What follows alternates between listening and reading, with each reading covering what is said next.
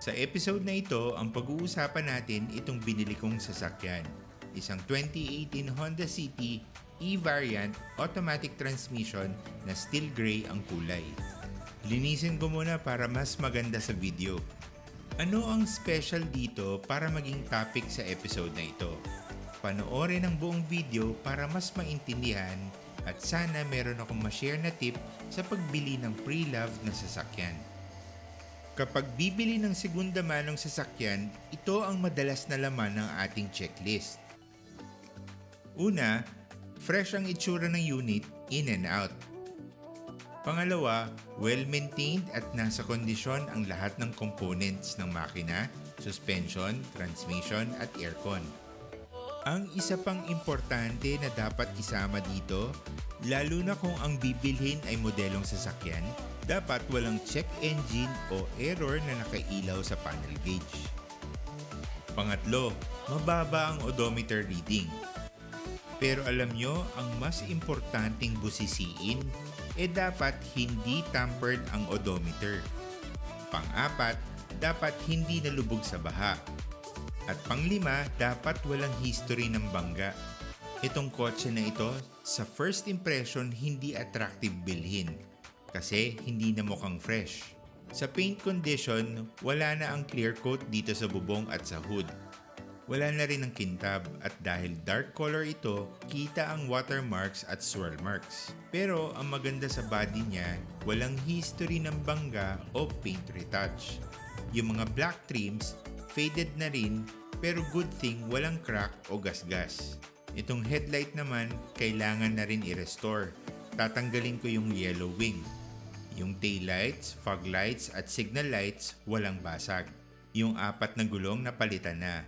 Which is tama lang naman kasi match sa odometer reading.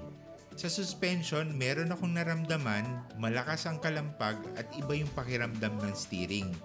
Meron dapat ipa-service.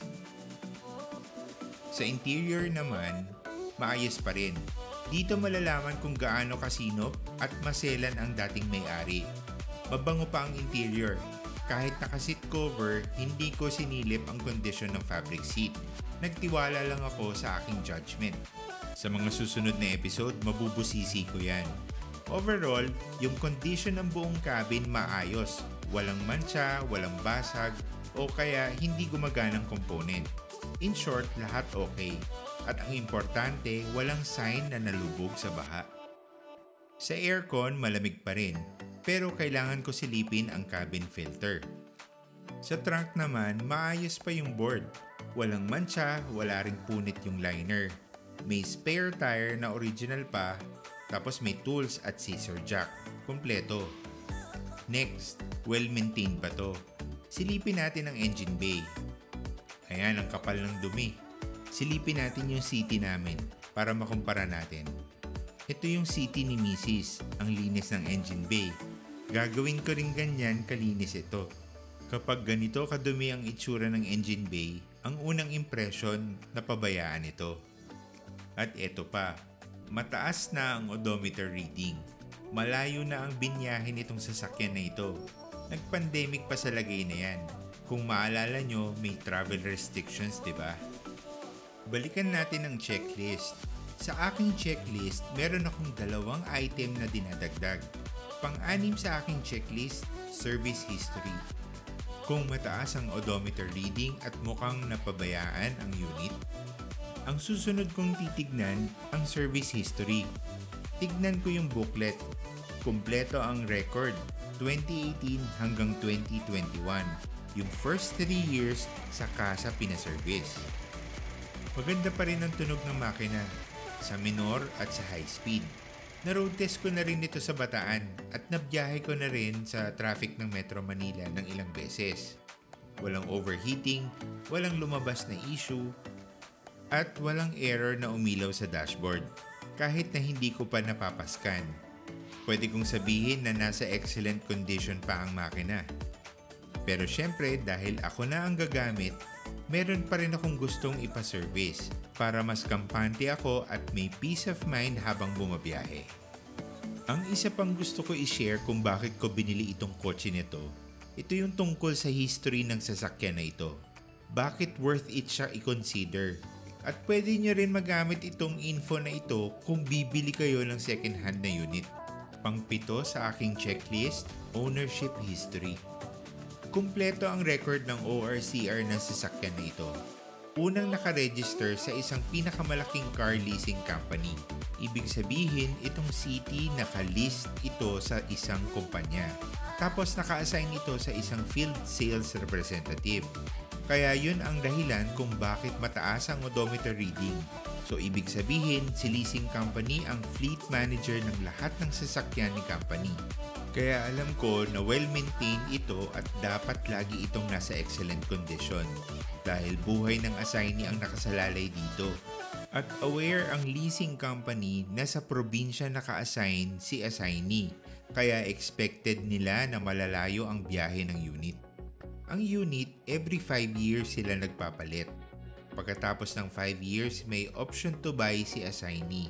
Tapos, i-issuehan na naman siya ng bagong sasakyan. Well, hindi lahat ng corporations ganito ang proseso o policy sa mga service unit. Kaya ang Certificate of Registration, 3 na ang nasa record ng LTO. Sa leasing company, tapos nilipat kay assignee, tapos binenta sa akin ni assignee na nilipat ko na sa pangalan ko. Pero in reality, pangalawa pa lang akong gagamit itong unit. Parang second owner pa lang ako. Kaya ito yung mga reasons kung bakit ko kinonsider bilhin itong sasakyan na ito. Pwede ko pang ma-refresh ang buong sasakyan. Kahit gastusan ko pa, worth it pa rin ang condition ng buong sasakyan. Para sa akin, hindi masama bumili ng second hand na sasakyan na 5 years old pa lang na mataas na ang odometer reading. Basta kumpleto ang service record para malaman kung paano na-maintain ang unit. Kesa naman ang description, fresh, well-kept, no issues. At mababa ang odometer reading, yun pala tampered. Nagtiwala sa gas and go description, tapos less than 1 year pa lang, unti-unti nang bumibigay ang mga parts at fluids na hindi napalitan. Ang worst, itirik ka sa daan. Sa mga susunod na episodes, bibigyan ko ng TLC itong Honda City.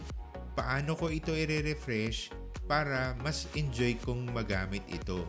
Kaya abangan ang final result. Sana may na-share akong magandang aral dahil sa episode na ito. Please subscribe for more. Thank you for watching. Stay safe, everyone.